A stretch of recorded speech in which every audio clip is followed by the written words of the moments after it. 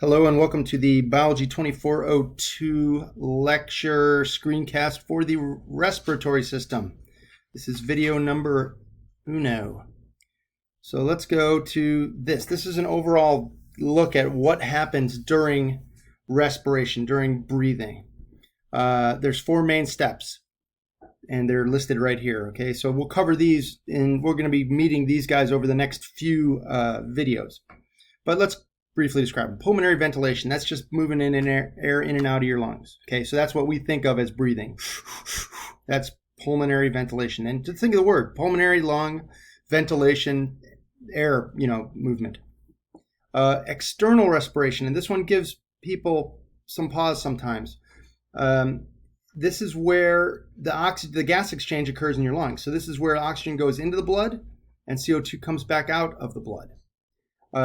It happens deep in your lungs, in that big chest cavity there, but it's not inside your body. If you think of your windpipe, and we'll do this in anatomy here in a second, your trachea goes all the way down into the lungs. You have a direct connection between the air outside of your face and the air in the deep part of your lungs. So it's still outside of your body tissues that this process is originating. Then gas transport occurs where you move the gases to the tissues that they're going to use it and back.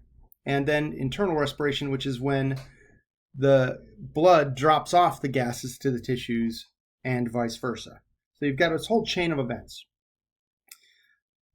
The other thing I'm going to cover in this first screencast is anatomy, at least to the upper respiratory system. So this is a quick walk through it.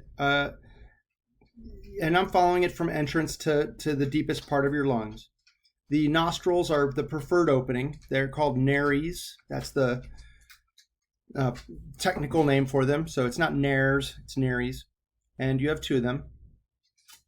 We use that as our default entrance and exit for air. If you think about it, when you sleep, unless you've got sleep apnea problem or something, you'll breathe in through your nose and out through your nose. And you don't normally do that just sitting around, watching TV or whatever. If you're resting, you're probably going to be breathing in and out of your nose.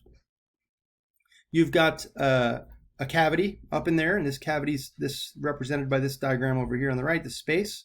And there's a lot of smell receptors, odor receptors on the walls of your mucous membrane. They call that the olfactory mucosa.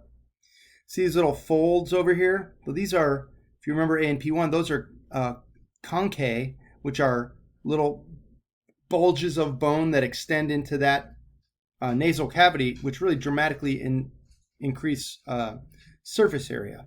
And surface areas in your nasal cavity is great for smelling and for catching particles and warming the air and moisture and humidifying the air.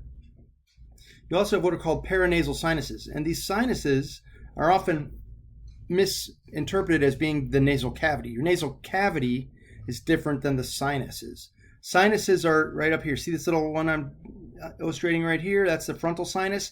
If you ever had a real bad sinus headache and had a pain just above your nose, basically on your forehead, that's because that cavity is inside of your bones. It's between the front and back wall of the bone. And it's air-filled, and it does connect to the nasal cavity, but it's not it's really a separate thing. And the reason that you have these is for weight reduction and for sound resonance. If you have a sinus infection, you'll notice that your voice doesn't sound the same. Next slide, come on. Takes forever. All right. Still in the upper respiratory system, your pharynx is your throat. And over here on the right, you can see the three kind of spaces that represent the three regions of your pharynx. It's not pharynx, okay, it's pharynx. Nasopharynx is the one behind your nose, and you see some key features there. Oropharynx is behind your mouth, and laryngopharynx is the one that goes down past your larynx. So your pharynx is both a respiratory, if you're talking about the nasopharynx, respiratory and digestive, if you're talking about the oropharynx and upper portion, at least, of the laryngopharynx. And then that laryngopharynx continues down here, and this is the esophagus. So at that point, we pick up on digestive system, which we'll deal with later. Today, we're talking about the respiratory system. So if you want to follow that path of air, it's going to be sniffed in through your nose, moved back down through that or nasopharynx, oropharynx, and the upper portion of the laryngopharynx, and it's going to enter this structure here, which is called the larynx. Your mouth also acts as an inroad for air and outroad, and we do a lot of stuff with our mouth, like talking and chewing and whatever else that aren't respiration involved, but they do involve the mouth. So anyway, that's enough for this video.